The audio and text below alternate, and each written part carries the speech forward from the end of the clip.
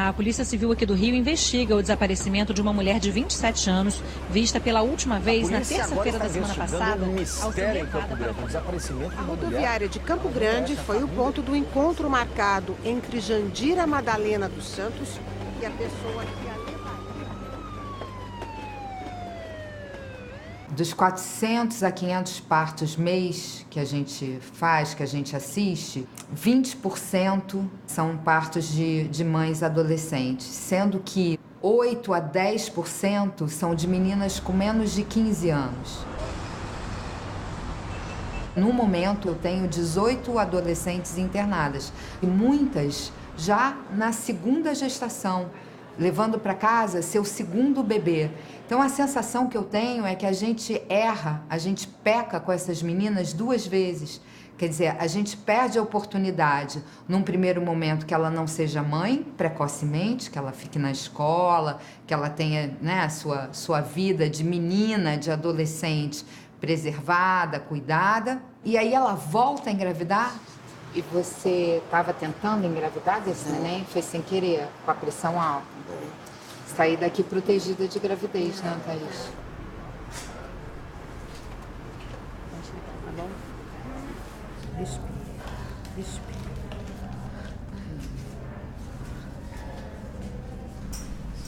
Só um trabalho. Ali.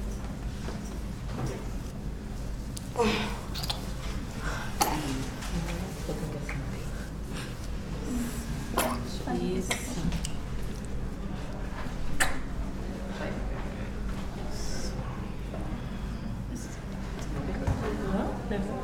Segura, olha.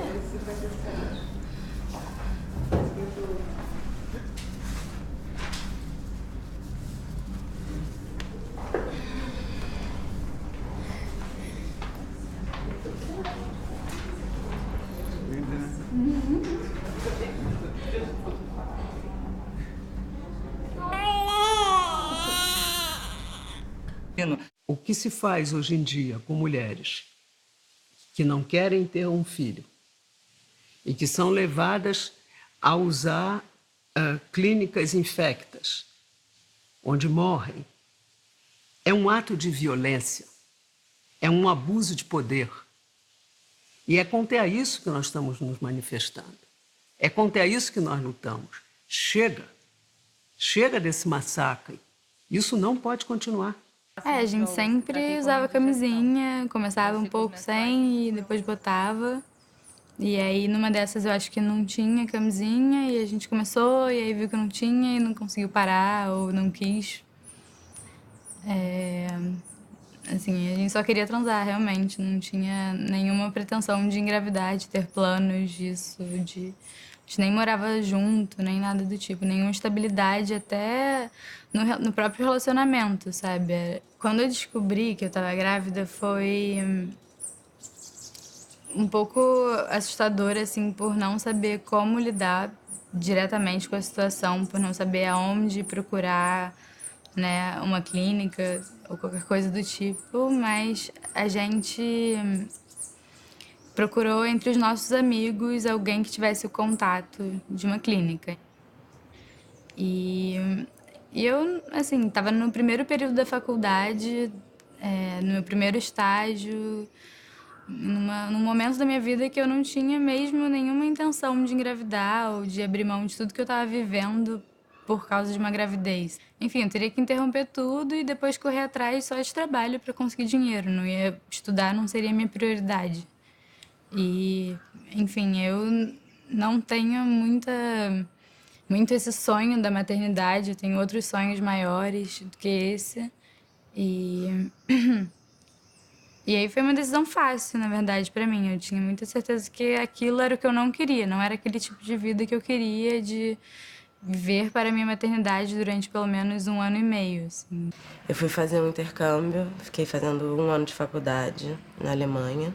Eu namorava um alemão lá, a menstruação não veio, fiquei nervosa e resolvi fazer o teste na viagem mesmo, para descobrir enquanto eu estivesse com as minhas amigas. E, enfim, quando eu fiquei sabendo, eu fiquei um pouco sem saber o que fazer. Falei na hora com meu namorado, com a minha avó. Os dois disseram que iam me apoiar no que eu escolhesse, que a escolha era minha. Marquei médico, uma consulta com a ginecologista. Fui lá, tirei sangue, ela fez a ultrassom, disse que eu tinha que esperar ter um mínimo de tantos centímetros para poder confirmar. E voltei lá depois, peguei o resultado.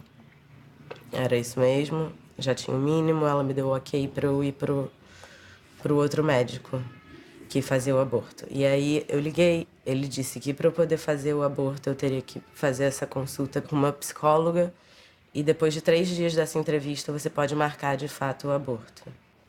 Eu fui, eu disse que eu não tinha como eu ter um filho. Ela falou, não, tem como sim. Se você tiver um filho aqui na Alemanha, você ganha cidadania alemã, você vira alemã, você vai ter tudo que você precisar para criar o seu filho, você vai ter dinheiro para pagar fralda, comida, se precisar a casa, a Alemanha vai bancar isso tudo para você. Aí eu falei, ótimo, maravilhoso, isso tudo, que bom que é assim, mas eu realmente não quero ter um filho agora. Não, assim, em vários sentidos, no meu corpo, a minha vida, a vida do que seria essa criança, não era para mim um momento. E engraçado porque eu nunca pensei que eu iria abortar se eu engravidasse. Mas na hora que eu descobri, eu tive, na hora, não queria, assim.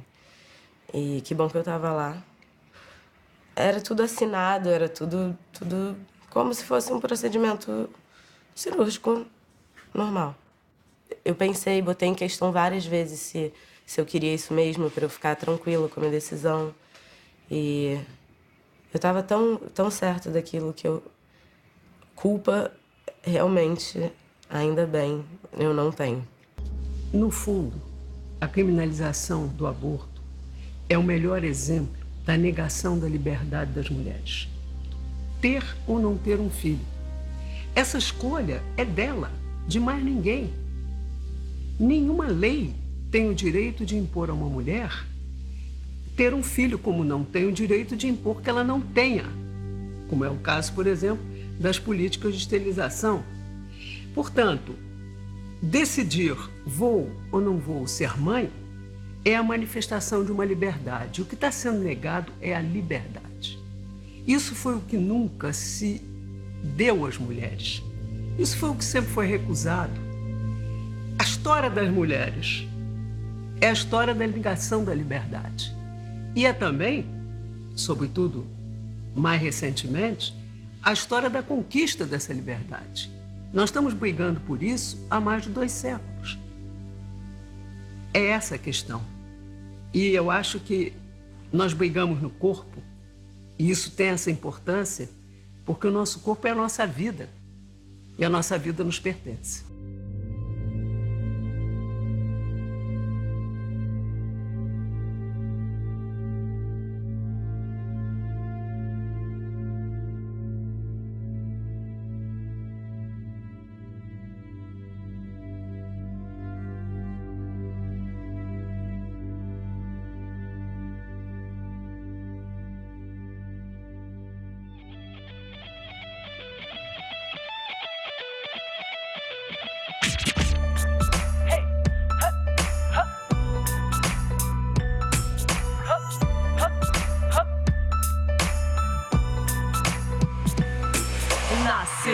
Mais um fruto do acaso e o mané que não quer nada, o sobrenome é descaso. Uma gravidez indesejada mesmo com a prevenção. Não importa sua crença ou religião. Imagina de uma forma perigosa e clandestina. Como é que vai fazer para mudar a sua sina? Um direito que em vários países já é estabelecido. No Brasil quase sempre passa despercebido. Hipocrisia pra desconhecido é punição, mas se for da família é só tratar com discrição. Morre negra, morre jovem, morre gente da favela, morre o povo que é carente, que não passa na novela. 28 de setembro não é só mais um, é dia de luta, não é um dia comum.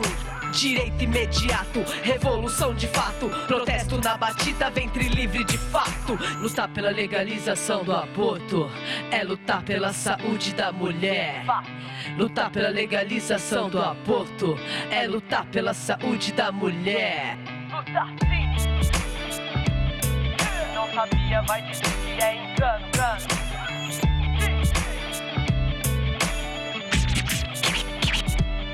1 milhão de abortos no Brasil por ano. Vai dizer que não sabia, vai dizer que é engano. A cada 7 mulheres, uma já fez aborto. Isso é estatística, não é papo de louco.